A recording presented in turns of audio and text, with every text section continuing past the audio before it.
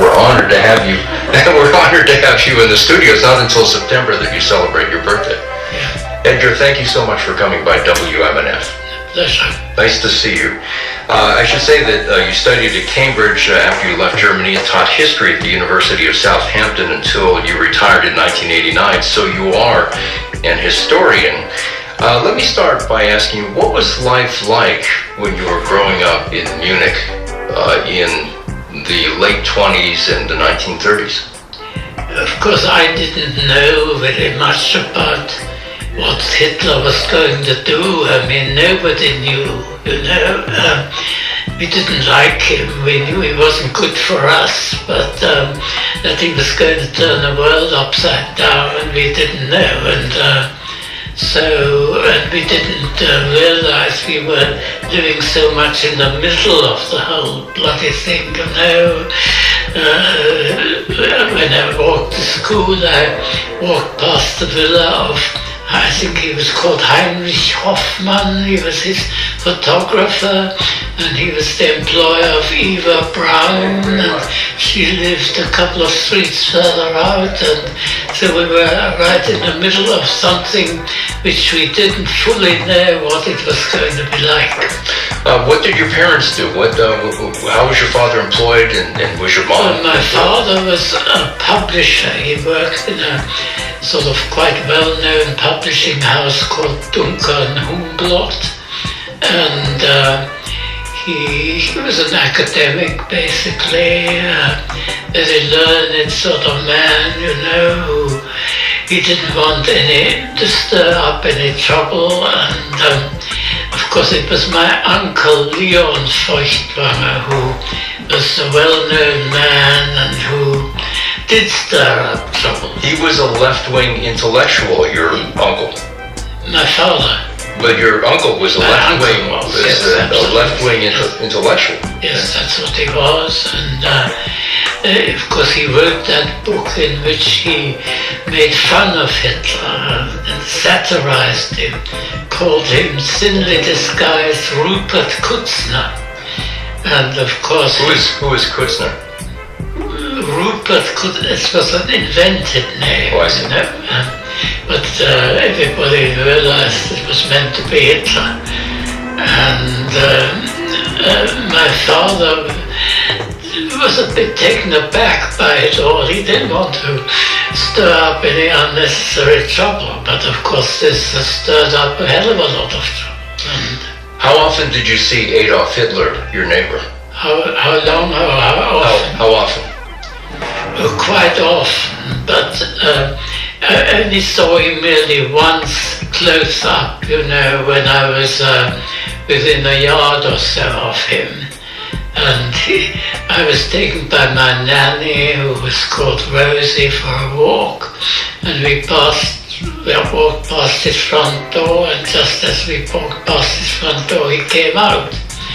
And he wore a Macintosh, and he wasn't in uniform or anything like that, and of course people in the street immediately shouted Heil Hitler, but he just lifted his hat a little bit and he looked at us quite benevolently. I mean, he didn't know who we were, obviously. If he had known, God knows what would have happened to us. I certainly wouldn't be here to talk to you. So he didn't know the family that lived across the street from him was a Jewish family? He didn't know that it was the family of Leon Feuchtwanger. The amazing thing is they never found that out. And what do you think would have happened had he known that your uncle was Leon Feuchtwanger? Well, I mean, he would have eventually done us in, obviously, but I suspect before doing so he would have done all sorts of nasty things to us to put pressure on my uncle, who was of course still writing about Nazi Germany outside and had a worldwide audience in doing so. Your uncle's book about Hitler was a bestseller in Germany. Yes, oh yes. Even better than Mein Kampf. Yeah, I think so. So at this point in the early 1930s, as you tell the story in your book, Hitler, My Neighbor, Germany is very divided, and Hitler has not yet become chancellor. And in the street outside your house, in front of Hitler's house, there are protests from both the right and the left. Could you describe those protests that you saw? Yes, I mean, there was the Social Democrats and people like that who walked past in shirts that were green or meant to be green. They looked as if it'd been pulled through some greenish liquid. And then, of course, they walked past the brown shirts who looked much smarter, much more orderly, and so on and so forth. And yes, that was going on a lot of the time, that sort of thing, clashes in the streets and so on. Before Hitler was elected Chancellor of Germany, did your parents and your uncle, did you discuss what the Nazis were? Did you discuss what it meant for the Jewish community in Munich? Oh yes, we knew it was very bad for us. We knew that, and we had no idea, of course, that it was quite so ghastly as it turned out to be. But nobody could imagine that, people could be killed by the millions and so on and so forth. But we knew it wasn't a good thing. That we were fully aware of. Did your family ever discuss trying to leave Germany? Well, I mean, my father, I think, was rather mistaken in thinking that somehow some sort of, how shall I say, modus vivendi could be arranged that he would be willing to contemplate, you see. Came from a very orthodox Jewish family. And to him, the idea that you might go back to some sort of ghetto situation wasn't all that off-putting. So he thought something like that could happen. Your father came from a very Orthodox family, but were your father and mother, were they observant? No. My father really cut the drift from the Orthodoxy rather brutally by marrying, that was his first wife, a non-Jewish wife, and my sister-in-laws are half-sisters from that marriage. None of them, of course, are Jewish. Did you consider yourself Jewish first or German first? Well, how did your family consider themselves? I mean, I don't think I gave this sort of thing a great deal of thought. I mean, I just lived, I was a small boy. I wasn't into politics or anything like that. Because I read in your book how you were really cheering on the German side in World War I, that you would go back and refight some of the air battles of World War I in your childhood and really cheer on the German side. Well, that wasn't really so much my doing. It was my teacher, you see. My teacher was called Weichel. Whether she was a Nazi before 1933 or not, she certainly was very enthusiastic about National Socialism, and she made us draw all these pictures, of, you've possibly seen, I've still got the exercise books, Labor Day 1933 with the swastika over a hammer and sickle and this sort of thing. And of course I religiously wrote all that down or painted it because my parents said, do what your teacher tells you. So I did. We're talking with Edgar Feuchtwanger, who is the author of the book Hitler, My Neighbor. He grew up across the street from a house that Adolf Hitler lived in after Hitler was released from prison, and he was an eyewitness. Our guest Edgar was an eyewitness to the rise of Nazism in Germany, especially in Munich in the 1930s, and this is WMNF in Tampa. Did you feel like the Nazis' main target were Jews, or did you think the Nazis' main target were the Social Democrats and the Communists? No, I think the Jews were very prominent in Hitler's sort of list of enemies, and he was sort of madly anti-Jewish, really. Why it was all like that, I don't know, but he thought the Jews were the misfortune of Germany. I think he said something like that somewhere. That's how he was. So you didn't feel protected. You didn't think that Hitler was going to go for the communists first and the Social Democrats first. I knew he was very bad for us. I realized that. Your father was taken to Dachau. Your father was rounded up and taken to a concentration camp just outside of Munich. How did that? Tell us that story. That was, there was this murder in Paris of, and everybody knew, who was vaguely aware, that the Nazis would take it out on the German Jews, and so they did, and came to the house, and they took away my father. They brought large boxes to take away his valuable library and all of that. And of course we had no idea whether we would see my father ever again. We did it. Eventually they did release him, but he was in very bad shape then. What did he look like when he came back from Dachau? Oh, he had to go to bed immediately. He was forced to stand outside in the cold for hours on end, and he knew if he fell over, they'd just finish him off, and that's how it was. And he was not really a terribly well man ever. He'd had a major operation the year before, and it was a miracle in a way that he survived it. Was this a warning to the Jewish people, to the Jewish community in Munich? Was it a warning that if you're Jewish, be careful? It was meant, I think, to tell the Jews, get out of Germany. That's what it was meant to do. Your uncle did get out before Hitler became the Chancellor in 1933. Your uncle left. Why did he leave? Well, my uncle saw it coming, more or less. I think my uncle was quite far-sighted, and I think it so happened that he was in fact in America at the time. I think he was in Washington, and the German ambassador in Washington became an anti-Nazi, and he said to my uncle, if you go back, you're finished, you're a dead man. And therefore he went to France, and so did a lot of the other people, and they lived in Sanary-sur-Mer in the south of France. Became the center of the German literary exile community. Did the Nazis go to your uncle's house when he left Germany? Did they go to his house? Oh yes. I think they ransacked it, and they took everything out, and all of that sort of thing.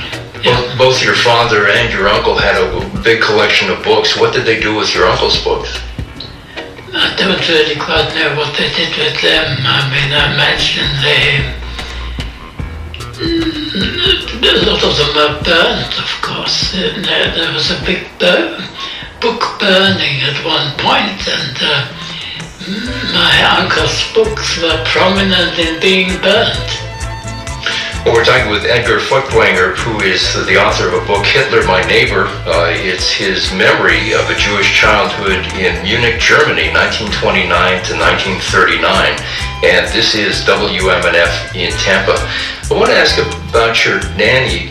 You describe her, she's kind of a composite figure in your book, but you call her Rosie in your book. Tell us about her and your relationship with your nanny. Well, I think what happened was that there were sort of young women in Bavaria in the countryside, and they came to Munich in search of jobs, and to become a nanny, like mine did, was the sort of thing that they were looking for, and she became. And of course she could then no longer stay with us because Hitler didn't allow non-Aryan and Aryans live together and so on. And so she was not Jewish, so she was not allowed to live in your house. So, did you have conversations with her about the rise of Hitler? Did you talk with her about it? I wouldn't have thought so very much, We just knew he lived down at the bottom of the road, and as I say, it was by chance that just as we walked past, he came out and we saw him. And I remember looking at, there were German blocks of flats. There were sort of bell pushes at the bottom with the names on it. And I thought, did it say Hitler? But it didn't. It said Winter, and Winter was, I think, a sergeant in one of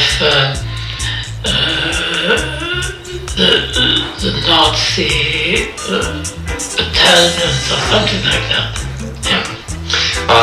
Your uncle had left Germany before Hitler became Chancellor of Germany. He was preserved from that by the then German ambassador in Washington, of course. Yes. So, what about your family?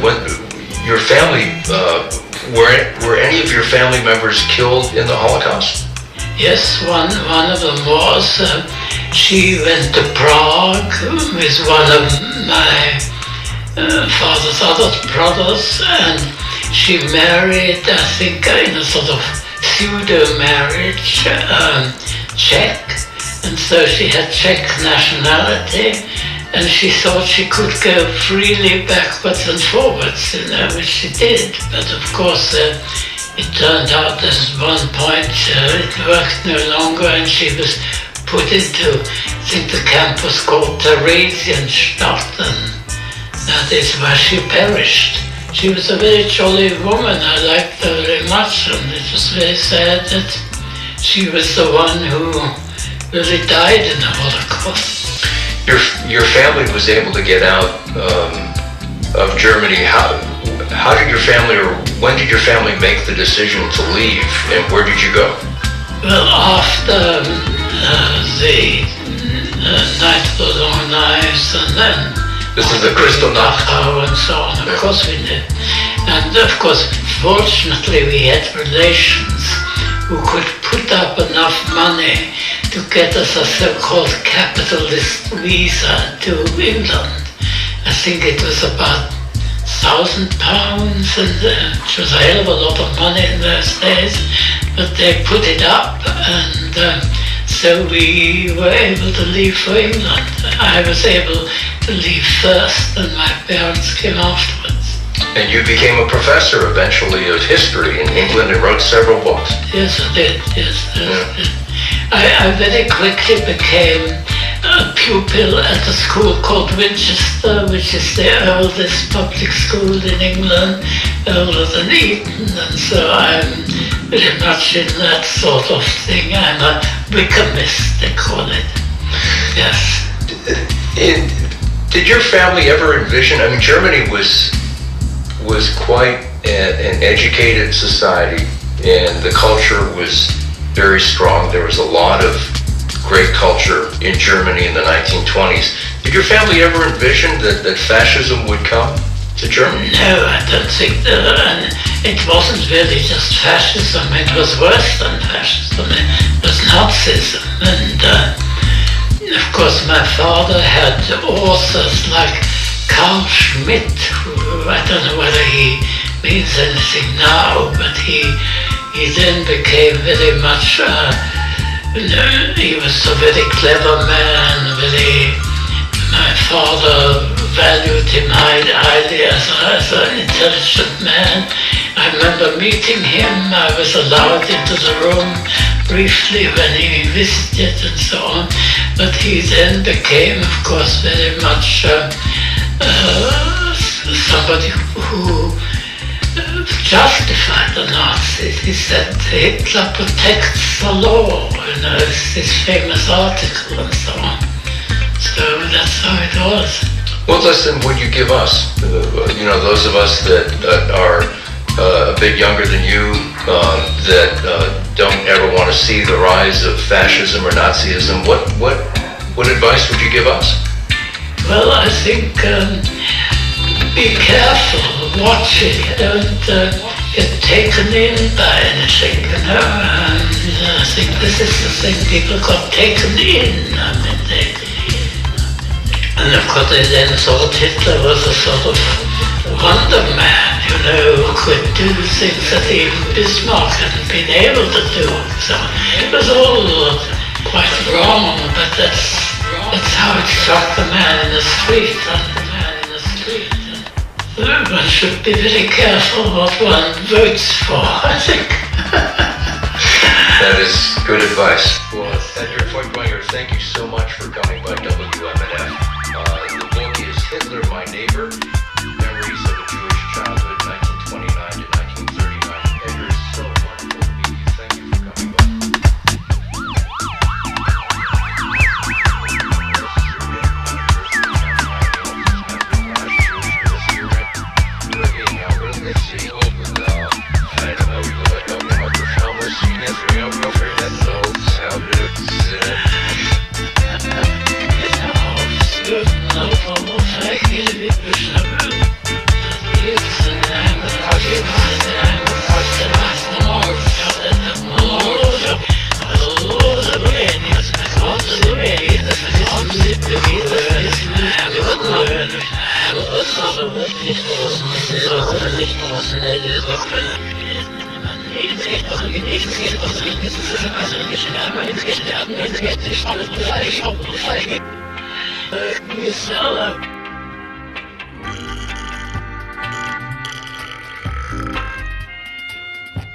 Now there was in Jewry a prophet called Habakkuk, who had made pottage and had broken bread in a bowl, and was going to the field to bring it to the reapers.